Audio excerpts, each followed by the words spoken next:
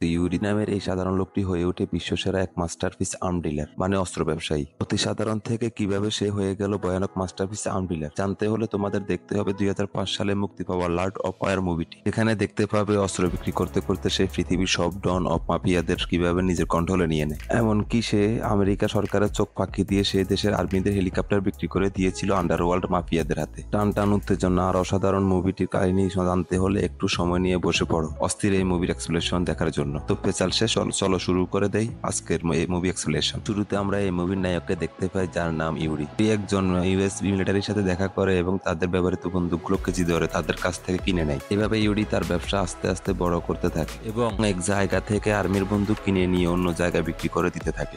Yuri একজন ক্রেতার কাছে গান বিক্রি করে, কিন্তু সে ক্রেতা বন্দুকের দামের হিসেবে তাকে 6 কিলোগ্রাম কোকেন দেয়। ইউরি এই কোকেন নিতে রাজি হয় না, তাই রাগের মাথায় সে ইউরিকে গুলি মেরে দেয়। বাধ্য হয়ে ইউরি ডিল অনুযায়ী সেই কোকেন গুলো নিয়ে নেয়। ইউরি সবসময় তার ভাইয়ের ব্যবসা নিয়ে ভাবত, কিন্তু তার ভাই 1 কিলো কোকেন নিয়ে হাওয়া হয়ে যায়। এখান থেকে মুভির সিন চলে যায় অতীতে, যেখানে আমরা দেখতে পাই ইউরি তার পরিবারের বড় ছেলে এবং 70 দশকে তার পরিবার সহ ইউক্রেনের বিচে রিফিউজি হিসেবে চলে এসেছে। সোভিয়েত সংস্থা থেকে বাঁচার জন্য তারা নাটক করছে। ইউরি এভা নামের এক মেয়েকে 10 বছর ধরে ভালোবাসে, কিন্তু এভা এসব সম্পর্কে কিছুই জানতো না, তাই সে পাত্তাই দেয়নি। ইউরি, তার ছোট ভাই বিটেলি এবং তার পরিবার মিলে একটি রেস্টুরেন্ট চালায়, কিন্তু তাদের রেস্টুরেন্ট খুব একটা ভালো চলছিল না। একদিন তাদের রেস্টুরেন্টে খাওয়ার জন্য কেউই আসেনি, তাই ইউরির বাবা ইউরিকে বলে তাদের সামনের রেস্টুরেন্টে গিয়ে দেখতে যে সেখানে এমন কি স্পেশাল রান্না করা হয়েছে যেখানে এত মানুষের ভিড়। তাই ইউরি সেখানে দেখার জন্য যায়, আর তখনই সেখানে দুজন রাশিয়ান গ্যাংস্টার এসে ফায়ারিং শুরু করে দেয়। ইউরি নিজের চোখে এর আগে কখনোই গান ফায়ারিং দেখেনি। এটা দেখে সে ভাবে তার রেস্টুরেন্টের ব্যবসা ছেড়ে তাকে বন্দুকের ব্যবসা করা উচিত, কারণ এখন চারিদিকে ভায়োলেন্স মানুষের ভরপুর হয়ে গেছে। পরে তিনি তার বাবার সাথে ইলাহি নামের এক ব্যক্তির সাথে দেখা করতে আসে যে বন্দুকের ব্যবসা করত। সে ইসরায়েলের উজি নামক এক জায়গায় বন্দুকের ডিল করার জন্য যায়। ইউরি ম্যানুয়াল বই থেকে ইনফরমেশন করে সে গানকে তার কাছে তার প্রেজেন্টেশন দেয়, আর তার ওয়েফেন প্রেজেন্টেশন দেখিয়েছে তা তার দিকে গান পয়েন্ট করে ধরে আর বলে আগে ওয়েফেন সম্পর্কে বুঝে তারপর ব্যবসায় নামবি, এবং এটা বলে সে ক্রেতা বন্দুক রেখে সেখান থেকে চলে যায়। বেচারা হতাশ হয়ে তার ভাই বিটেলির সাথে দেখা করার জন্য রেস্টুরেন্টে চলে আসে। সেখানে ইউরি তার ভাই বিটেলিকে বলে প্রতিদিন খবরের কাগজে একই সংবাদ ছাপানো হয় যেখানে একজন আরেকজনকে গুলি মারছে। আর আমি যখন এই সংবাদটা দেখি তখন ভাবি আসলে এরা এই বন্দুকগুলো কোথা থেকে নিয়ে আসে। আমি এখানকার লোকাল গ্যাংস্টারদের সাথে কাজ করতে চাই না। একে তো আমেরিকা ম্যাকডোনাল্ডের সেই বন্দুকের দোকান অনেক আছে, আর এখানে প্রফিট মার্জিন অনেক কম। আসল প্রফিট দুই যুদ্ধের মধ্যে, বুঝতেই পারছো এই ব্যাপারটা পুরাই মাস্টারপিস। ইউরি তার বন্দুকের ব্যবসার প্ল্যান তার ভাইকে বলে এবং তাকে পার্টনার হিসেবে যোগ দেওয়ার জন্য বলে। এবার ইউরি টার্গেট হলো ইন্টারন্যাশনাল ভাবে ব্যবসা শুরু করা। এরপর আমাদের 1983 সাল দেখানো হয়, যেখানে বার্লিনের এক্সিকিউশনের ইউরি ও তার ভাই বিটেলি সেখানে যায়। মিস্টার সিমন বিজের সাথে সাক্ষাৎ করে আর বলে ইলাহি আপনার সাথে দেখা করতে বলেছে।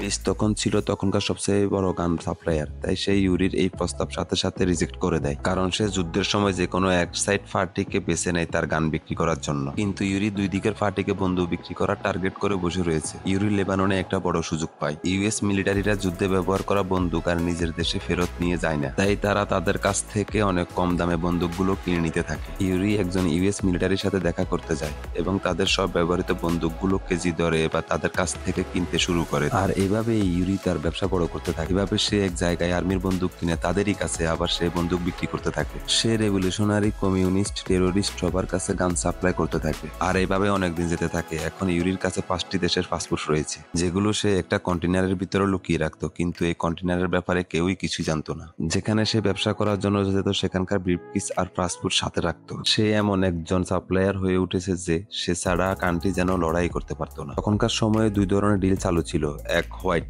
মানে লিগেল আর দ্বিতীয় হচ্ছে ব্ল্যাক মানে ইলিগেল। ইউরি তৃতীয়টি চালু করে, সেটি হলো নিজের লুকিয়ে রাখার জন্য, নিরাপদ রাখার জন্য সে তার নিজস্ব ডিলে কোড ব্যবহার করত। যেমন মাদার মানে হচ্ছে রকেট লঞ্চার, সিলডেন মানে হচ্ছে রকেট ইঞ্জিন, কিং মানে হচ্ছে AK-47 রাইফেল। তো বুঝতেই পারছো এর মাথায় কি রকম বুদ্ধি চলে। ইউরি একদিন AK-47 নিয়ে শিপে স্মাগলিং করছিল, তখন ইন্টারপোল থেকে রেপ করার জন্য কিছু অফিসার সেখানে চলে আসে। ইউরি উচ্চ গভর্নমেন্ট অফিসারকে মোটা অঙ্কের টাকা ঘুষ দিয়েছিল যেন এই ধরনের কোনো সমস্যা থাকলে আগ থেকে সে জানতে পারে। ইউরি ইন্টারপোলের ব্যাপারে আগ থেকেই জানতো, তাই সে তার শিপের নাম, ফ্ল্যাগ আর রেজিস্ট্রেশন নাম্বার বদলে ফেলে। অফিসার জ্যাক, যিনি ইন্টারপোলের দায়িত্বে আছে, সে শিপের ভিতরে আসে আর কন্টেনারের রেডিও অ্যাক্টিভিটিসের লেভেল থাকা সত্ত্বেও কন্টেনারটি খোলার জন্য বলে, কিন্তু এটি খোলার পর সেখানে শুধু পচে যাওয়া আলোই দেখতে পাওয়া যায়। ঠিক তখনই জ্যাকের কাছে একটা ইনফরমেশন আসে যে স্মাগলিং এর জাহাজটি অন্য সাইটে রয়েছে। আসলে ইউরি কন্টেনারের মধ্যে বন্দুকের উপরে আলুগুলো রেখে দিয়েছিল। আর জ্যাককে মিথ্যে ইনফরমেশনটা দিয়েছে সেটা আসলে গভর্নমেন্টের অফিসার দিয়েছিল, যাকে ইউরি মোটা অঙ্কের টাকা দিয়েছিল। ইউরি একজন ক্রেতার কাছে গান বিক্রি করে, কিন্তু সেই ক্রেতা বন্দুকের দামের হিসেবে তাকে 6 কিলোগ্রাম কোকেন দেয়। ইউরি এই কোকেন নিতে রাজি হয় না, তাই রাগের মাথায় সে ইউরিকে গুলি মেরে দেয়। বাধ্য হয়ে ইউরি ডিল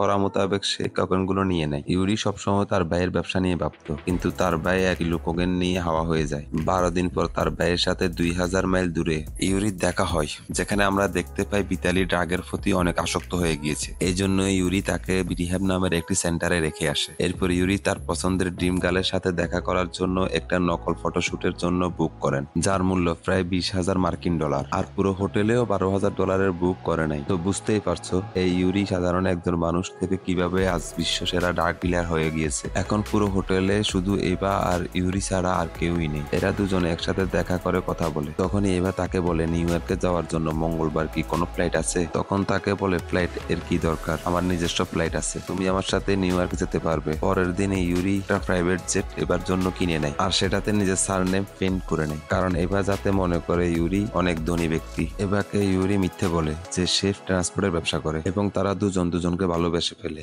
আর কিছুদিন পর তারা বিয়েও করে ফেলে। এরপর সিন দেখানো হয় 1991 সালে, যখন সোভিয়েত ইউনিয়নের কোল্ডার সমাপ্তি ঘোষণা করা হয়েছে। এটা দেখে ইউরি অনেক খুশি হয়। এভা তাকে বলে আজ আমাদের বাচ্চা প্রথম হাঁটতে শিখেছে, কিন্তু ইউরি তার কথায় কোনো পাত্তা দেয় না, তার পুরো মনোযোগ ছিল টিভির মধ্যে। এরপরে সিন দেখানো হয় 1992 সালের। ওয়ার শেষ হওয়ার পর মার্কেটে গানের সেলও ডাউন হয়ে যায়, কিন্তু ইউরি এটা সুযোগ হিসেবে ভেবে নেয়। সে তার চাচা মেজর জেনারেলকে দিমিত্রের সাথে কন্ট্যাক্ট করিয়ে দেয়, কারণ তিনি সোভিয়েত ইউনিয়নের একজন উচ্চ পদস্থ অফিসার ছিল। ইউরি তার চাচার সাথে দেখা করে সোভিয়েত ইউনিয়ন আর্মিদের কাছে ইলিগেলি ভাবে গান বিক্রি করার জন্য একটি প্রস্তাব দেয়। এটা করার জন্য ইউরি দিমিত্রকে গভর্নমেন্ট রেকর্ডে 40,000 গানের বদলে 10,000 গান লেখার জন্য বলে।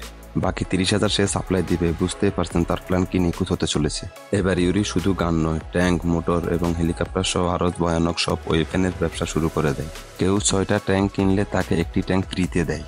ইউরির এরকম রাতারাতি সাফল্য এবং নামডাক ছড়িয়ে পড়ার কারণে সিমবিজ নামের সে ভয়ানক ড্রাগ ডিলার ইউরির সাথে দেখা করার জন্য এবং তাকে পার্টনার হয়ে একসাথে কাজ করার জন্য একটি প্রস্তাব পাঠায়, কিন্তু এবার ইউরি তাকে প্রস্তাবে না করে দেয়। একদিন ইউরি জাহাজে করে একটা মিলিটারি হেলিকপ্টার নিয়ে যাওয়ার জন্য প্রস্তুত করেছিল। ঠিক তখনই ইন্টারপোল অফিসার জ্যাক আবারও সেখানে চলে আসে, আর ইউরি মিলিটারি হেলিকপ্টারকে রেস্কিউ হেলিকপ্টার বানিয়ে দেয়, কারণ আইন অনুযায়ী মিলিটারি হেলিকপ্টার বিক্রি করা একেবারে ইলিগেল।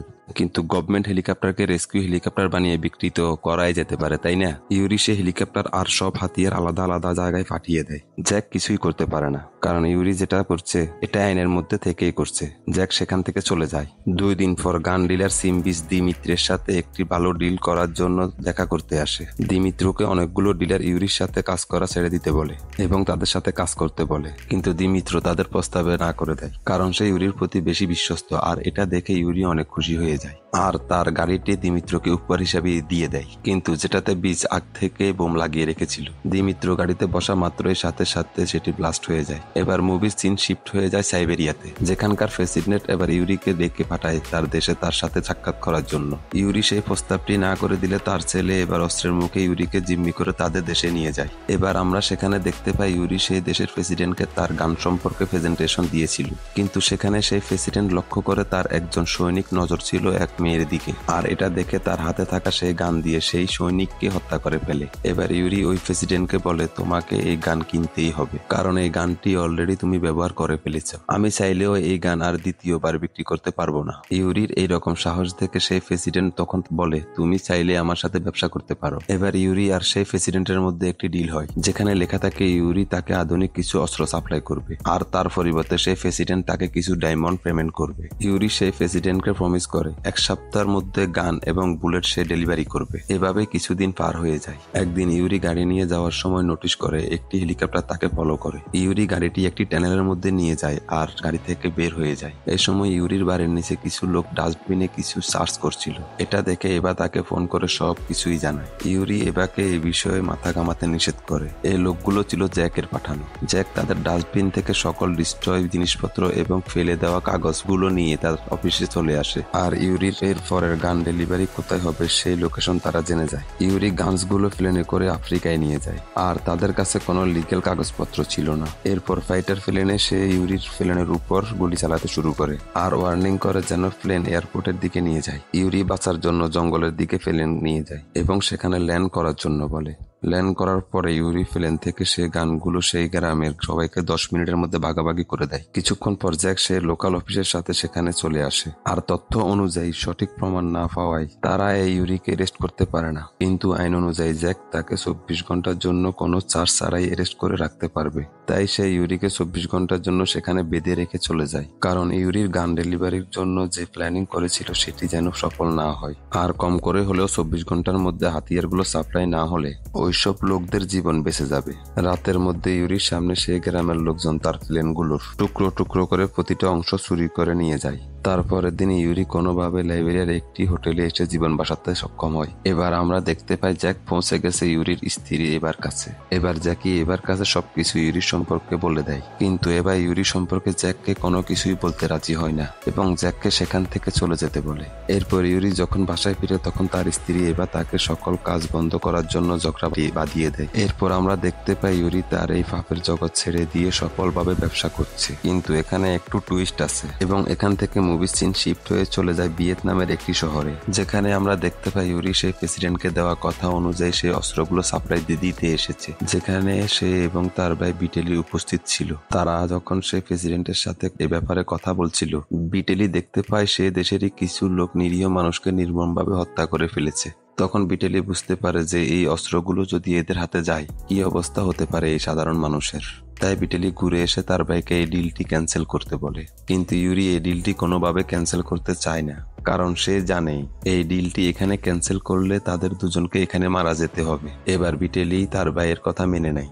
ইউরি ভাবে তার ভাই হয়তো তার কথা মেনে নিয়েছে, কিন্তু বিটেলি আস্তে আস্তে সেই ট্রাকের কাছে এগুতে থাকে যেখানে তাদের অস্ত্রগুলো রাখা ছিল। তখনই সেখানে প্রেসিডেন্টের ছেলে চলে আসে এবং সে দেখতে পায় বিটেলি একটি গ্রেনেড নিয়ে সেই ট্রাকটিকে উড়িয়ে দেওয়ার পায়তারা করছে। তখনই বিটেলি একটি রড দিয়ে সেই প্রেসিডেন্টের ছেলেকে সেখানে হত্যা করে ফেলে এবং সেখান থেকে গ্রেনেড নিয়ে অন্য একটি ট্রাকের দিকে যেতে থাকলে প্রেসিডেন্টের একজন সৈন্য বিটেলিকে তার ভাইয়ের সামনে খুব খারাপ ভাবে গুলি করে হত্যা করে ফেলে। এরপর মুভির সিন শিফট হয়ে সোমালিয়া চলে আসে। এখানে আমরা ইউরির বাবা মাকে দেখতে পাই এবং তাদেরকে জানানো হয়েছিল তার দুই ছেলে একটি ডিল করতে যেয়ে আততায়ীর হাতে খুন হয়েছে, কিন্তু মুভির শেষে একটি টুইস্ট দেখানো হয়েছে।